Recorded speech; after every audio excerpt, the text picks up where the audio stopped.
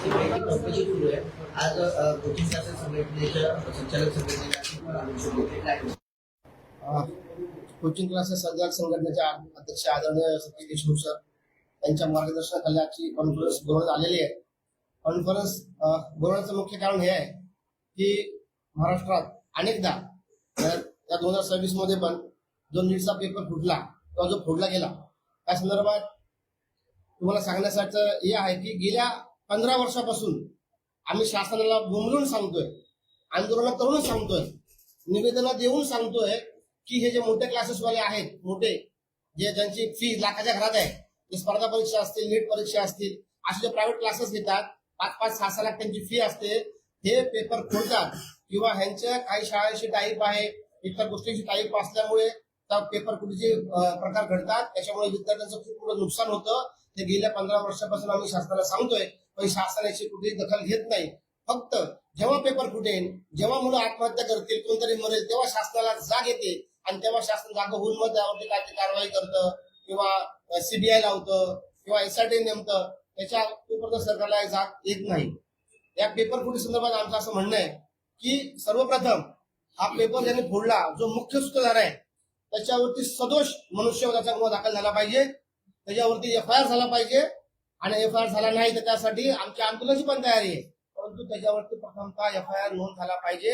हे जे मोठे मोठे क्लासेसवाले आहेत ते क्लासेस बंद झाले पाहिजेत, तातडीने बंद केले पाहिजेत. फक्त मोठे गाव क्लासेस बंद केला नाही पाहिजे. तर अनेक असं की लातूरमध्ये हा सगळा सुसवाट चाललेला आहे त्या क्लासेसवाल्यांचा, मोठ्या क्लासवाल्यांचा, तो बंद झाले पाहिजे.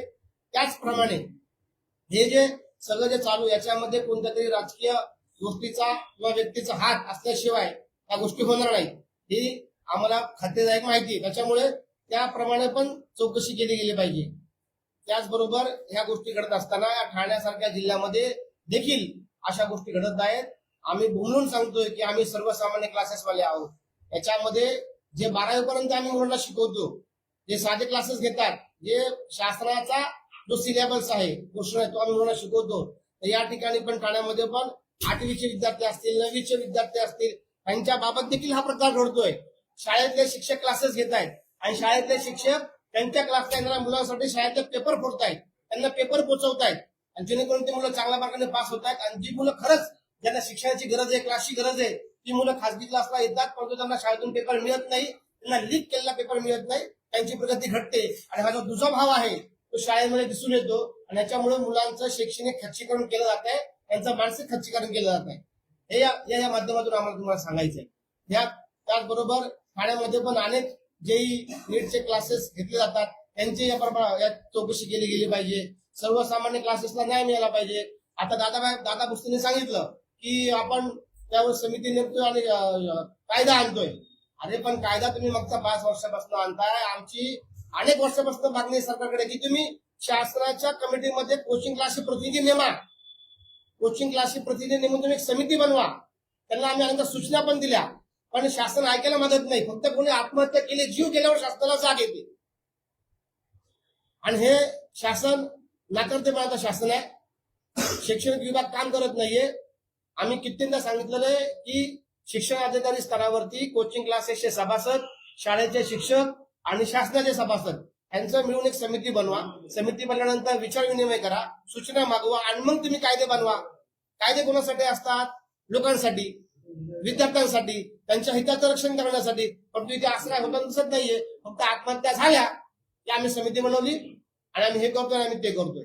ह्याच्या पलीकडे काय होत नाही. ह्याच्यामध्ये माझा आपल्या सगळ्यांचा तळागाळातल्या विद्यार्थ्यांना शिकवणारा सामान्य कोचिंग क्लासेस, ही सामान्य कोचिंग क्लासेस संघटना ही भरडली जाते आणि भविष्यामध्ये जर ही कोचिंग क्लासेस जर हे क्लासेस बंद पडले तर सर्वसामान्य मुलांना शिक्षण मिळणार नाही किंवा त्यांना शिक्षण मिळणं हे शिक्षणाचा बाजार ज्यांनी मांडलेला आहे त्या क्लासमध्ये जाऊन त्यांना शिक्षण घ्यावं लागेल. त्याच्यामुळे आमची पहिली मागणी अशी आहे की तुम्ही तातडीने कोचिंग क्लासेसच्या संचालकांना घेऊन एक समिती नेमा, समिती नेमून कायदे बनवा आणि त्या कायद्यामध्ये जे ज्यांच्या लाखाच्या घरात फी आहे आणि जे कमर्शियल क्लास घेतात हे वेगळे आणि 12वी पर्यंत क्लासेस ज्यांना सर्वसामान्य कोचिंग क्लासेस वेगळे, असे 1-2 गट तयार करा, यांच्या मागण्यांचा विचार करा आणि मग समिती नेमून कायदे बनवा. कायद्याला आमचा विरोध नाहीये. परंतु शासन पुन्हा एकदा सांगतो मी की शासन फक्त जीव गेल्यावरती जागा होतं, जीव गेल्यावर त्यांना समिती दिसते, जीव गेल्यावर त्यांना कायदे दिसतात, ह्या व्यतिरिक्त काही नाही. आणि भविष्यामध्ये मोठेगावकर आणि इतर जे सहकारी आहेत यांच्यावरती जर सदोष मनुष्यवधाचा गुन्हा दाखल झाला नाही तर भविष्यामध्ये रस्त्यावर उतरण्याची आपली तयारी आहे.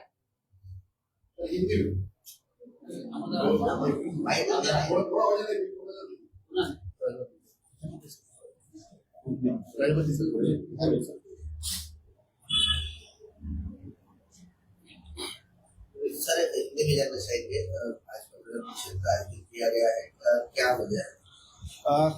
हमारे जो कोचिंग क्लास के अध्यक्ष है संगठन के जगदीश देशमुख सर, इनके प्रस्ताव से ये कॉन्फ्रेंस बुलाई गई है।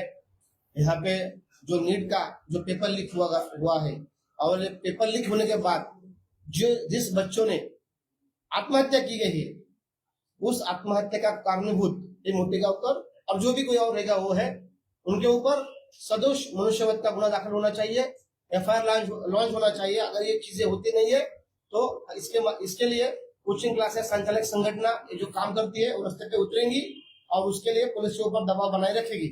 लेकिन ये जो हुआ है नीट का पेपर जो लीक हुआ है इसमें किसी पॉलिटिकल व्यक्ति का हस्तगत होने की भी संभावना है। इसके लिए वो इस सबसे भी चौकसी की जानी चाहिए। क्या होता है हर टाइम पेपर लीक होता है, सेंट्रलाइज है। देखो कहना ये है अगर इसके पहले 12वीं के बेस पे एडमिशन होता था या अपना महाराष्ट्र के जो सीईटी हर राज्य की एक सीईटी है उसके माध्यम से एडमिशन होता था, तो अभी ये सेंट्रलाइज सीईटी की कोई जरूरत नहीं है। इसके वजह से आत्महत्याएं हो रही है, बच्चों के ऊपर मानसिक तनाव आ रहा है और इसके लिए हमारी ये डिमांड है कि ये जो सेंट्रलाइज सीईटी है या नीट की जो एग्जाम है ये बंद होनी चाहिए और सब पूरे अधिकार जो है तो राज्य शासन के अंडर आने चाहिए। ये हमारी पहले डिमांड है। उसके बाद ये जो कोचिंग क्लासेस जो हमारे संगठन है वो सामान्य कोचिंग क्लासेस के लिए काम करती है और इसमें क्या हो रहा है जो कमर्शियल जो क्लासेस लेते हैं जिसका फीस 2.5 से 5 लाख से ऊपर होता है, ये क्लासेस अलग है। और सामान्य जो कोचिंग क्लासेस हम जो बता रहे हैं पिछले 15 सालों से जो 12वीं तक शासन का जो सिलेबस है वो बच्चों को सिखाती है, ये क्लासेस वाले अलग है। लेकिन क्या हो रहा है ये सब जब ऐसी घटनाएं घटती है तो ये बड़े क्लास वाले और ये छोटे हम जैसे क्लास वाले इन दोनों को सब एक नजरिए से देखा जाता है जो कि गलत है और नहीं होना चाहिए। इसके लिए हमको हमारे शास्त्र में विनती है कि आप जिला लेवल पे शासन लेवल पे एक समिति बनाए, उस समिति में कोचिंग क्लासेस के जो शिक्षक है उन्हें मेंबरशिप दे, शासन के कोई उसमें अधिकारी हो और विचार विनिमय से जो भी कायदा है वो आना चाहिए। कायदा लोगों के संरक्षण के लिए होता है, कायदा लोगों के हितों के लिए होता है, लेकिन वहां पे ये चीज कोई नहीं दिख रही है। हमेशा ये चीज होती आ रही है कि जो कोई आत्महत्या करता है जब पेपर लीक होता है तभी शासन जागे होते हैं और शासन जैसे नींद से उठकर कायदे बनाने लगती है। तो इससे चीजें गलत है, ये नहीं होने चाहिए। ये सब चीजों का हमारा विरोध है।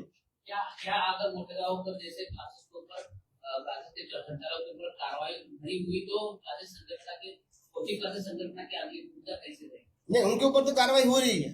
सीबीआई ने जो अभी इंक्वायरी की उसमें 12 लोगों के ऊपर एफआईआर दाखिल की गई है।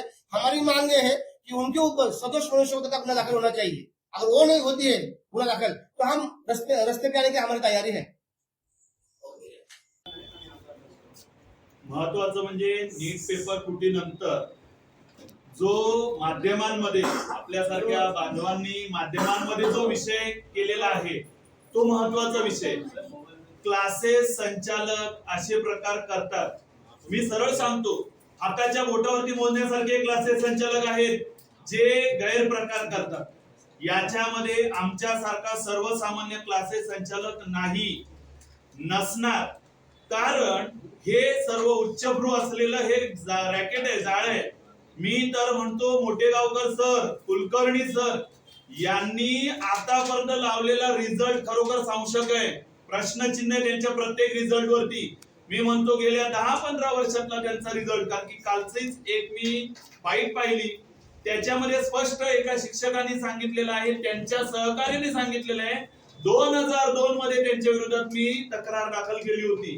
2002 नंतर आज 2026 आज 14-15 वर्ष झालं त्या व्यक्तीने जर अपील केलेली आहे, त्यांनी जर ऑनलाईन कंप्लेंट केलेली केंद्र शासनापर्यंत त्यांनी फॉलोअप घेतलेला आहे, त्यांच्यावरती कारवाई का नाही केली? मला काल समजलं की काल त्यांचा क्लासेस पुन्हा चालू करण्यात आला मोटेगावकर सरांचा, कोणत्या धर्तीवरती त्यांचा क्लास चालू केला गेला?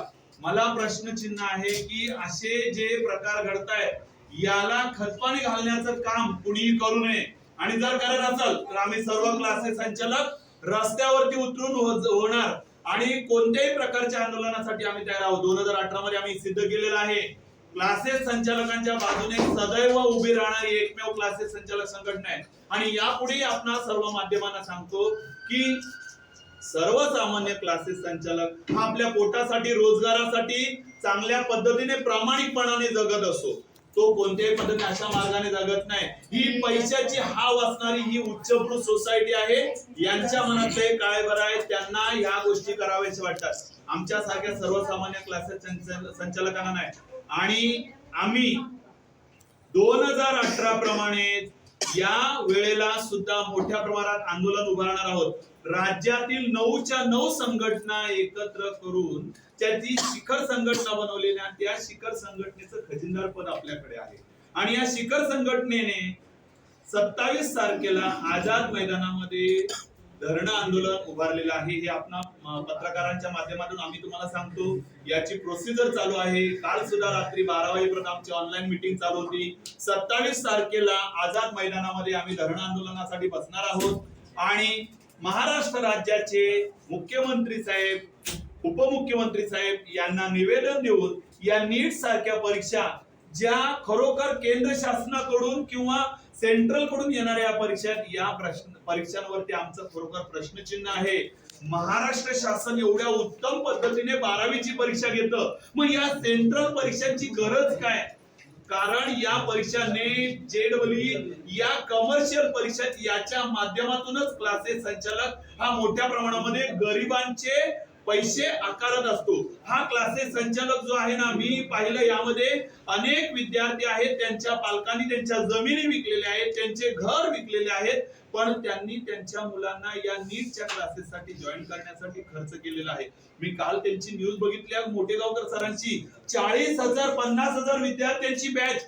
ही काय विद्यार्थी बॅच आहे? आम्ही राज्य शासनाचा जो GR आलेला आहे ज्याच्यामध्ये क्लासेस संचालकांवरती नियंत्रण आणण्याचा प्रयत्न करत आहेत. आम्ही 2023 मध्ये, 2021 मध्ये, 2026 मध्ये, आम्ही 17 मध्ये आम्ही प्रत्येक वेळेला शासनाला सांगतोय की तुम्ही शासनाने क्लासेस संचालकांवरती नियंत्रण आणावं, किंबहुना त्याच्यातून राज्य शासनाला चांगल्या प्रकारचं टॅक्स मिळेल. फक्त एवढं की त्याच्यामध्ये आमच्यासारखा सर्वसामान्य क्लासेस संचालक भरला जाणार नाही याची शासनाने दखल घ्यावी. आमच्या तर्फे आमच्या कमिटीतील जे सदस्य आहेत त्यांना जर या राज्य शासनाच्या कमिटीमध्ये जर घेतलं तर खरोखर सर्वसामान्य क्लासेस संचालकांना न्याय मिळेल.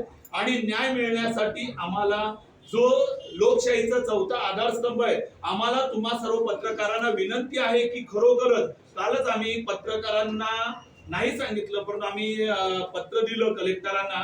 त्यांना पत्र दिल्यानंतर त्यांनी सुद्धा हीच खंत व्यक्त केली की खरोखर पत्रकार हे खरोखर तुम्हाला चांगल्या प्रकारे सहकार्य करू शकतात. मी तुम्हाला सर्वांना सांगू शकतो 27 तारखेच्या या आझाद मैदानातील आंदोलनामध्ये आपण सर्वांनी सहभागी व्हावं आणि खरोखर गोर गरीब मुलांना खरोखर न्याय मिळवून देण्यासाठी ही वेळ खरोखर योग्य आहे. अभी नाही तो कभी नाही.